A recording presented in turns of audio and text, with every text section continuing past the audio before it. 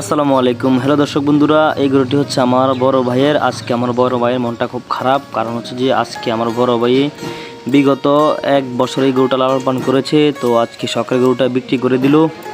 দেখতে পাচ্ছেন যে আজকে সকাল গরুটা বিক্রি করার পর এখন ঘর থেকে বের করলো। এই হচ্ছে আমার বড় ভাই। দেখতে পাচ্ছেন যে গরু কাছে যাইতেছে। এই হচ্ছে আমার বড় ভাই। 1 বছর এই গরুটা লালন পালন করার পর আজকে সেল করে দিল। ওনার মনটা খুব খারাপ। তো এখন গরুটাকে নিয়ে যাচ্ছে, দেখতে পাচ্ছেন দর্শক। তো আমি ছোট্ট একটি ভিডিও আপনাদের সামনে উপস্থাপন করলাম। দর্শক, এই গরুটা বিক্রি করেছে 1 লক্ষ টাকা থেকে 2,000 কম, 98,000 টাকা বিক্রি করেছে। এখন যারা কিনছে তারা নিয়ে যাচ্ছে, দেখতে পাচ্ছেন। এই গরুটাকে কখনো ঘর থেকে বের করা হয় নাই, তো আজকে যেহেতু প্রথম ঘর থেকে বের করছে, এই কারণে গরুটা অনেক লাফালাফি করতেছে এবং অনেক জোরাজোরি করতেছে।